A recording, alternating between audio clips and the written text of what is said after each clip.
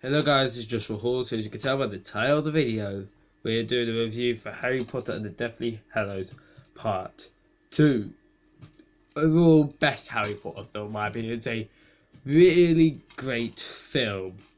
Just the story it told, it used the past 7 films to build upon this film. And that's what a finale should do. You should build the film up. So I'm going to be doing a review of it. So the cast is great, of course, everyone's really good. I can't really think of anyone who's really bad in this film. Everyone's really good at the characters they play, so the cast is top notch.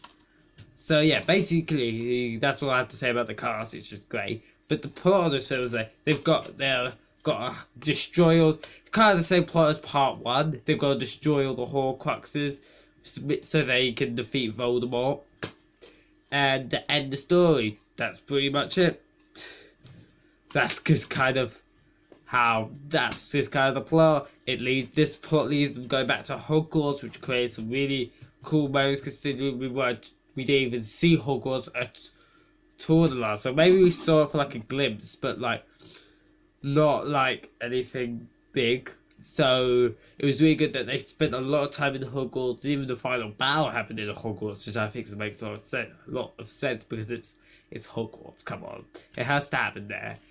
So yeah, this is still kind of continuing about how the Dark Lord Voldemort and these people taking over the Ministry of Magic affects the school. It affects it in a really works. So Snape's in charge, and Snape, I found him a very cool and interesting character by the end of the film. That's all I'm going to say about Snape, but it was really cool and interesting. I like the fact even in this film, although Voldemort is used the most out of all the other films, he's not used too much. So when he comes on the screen, it's a big deal.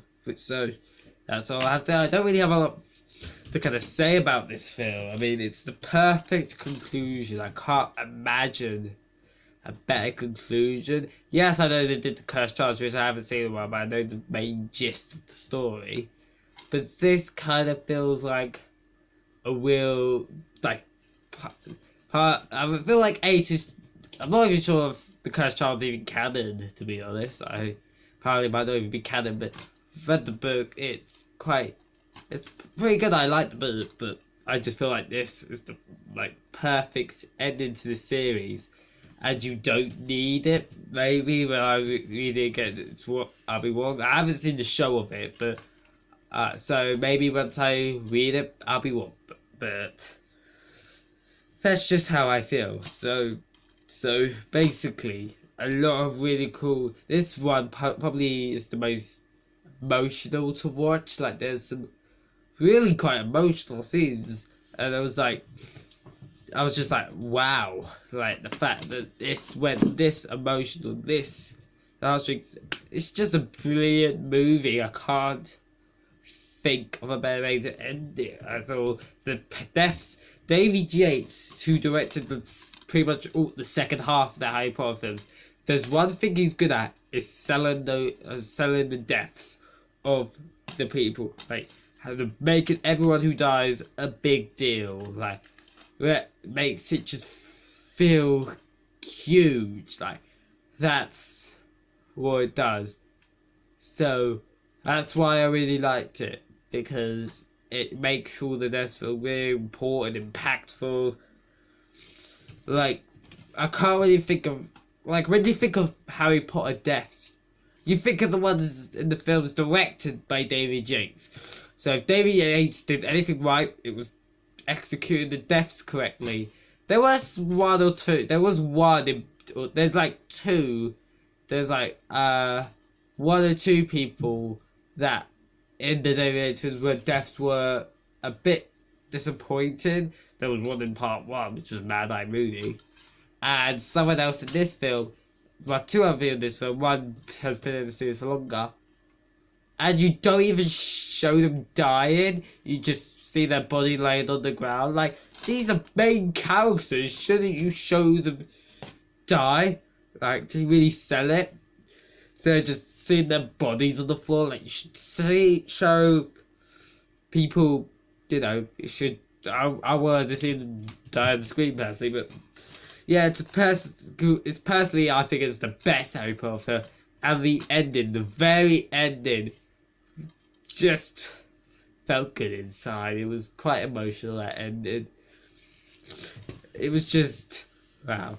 It was incredible. I love how this film linked back into all the 7 films before this, because it was part 2, so it's the 8th film, but it links back to all the past 7 films and brings them together, and it creates this incredible story from beginning to end. I just loved it. Draco Malfoy, he didn't really have a load to do in these new films, but he did what he needed to do. It was alright, but he was brilliant in the Half-Blood Prince. I just thought his performance was incredible as this kid who kind of got forced to do something he doesn't want to do. But yeah, he doesn't have a huge role, but you can tell he's kind of in that like situation, and you kind of get a decent send off to the character. Like, no, I'm not saying he dies, because he doesn't. That's a kind of a spoiler, but not really. But it's kind of like, it's good in the sense that basically this is just a minor spoiler, nothing anything big.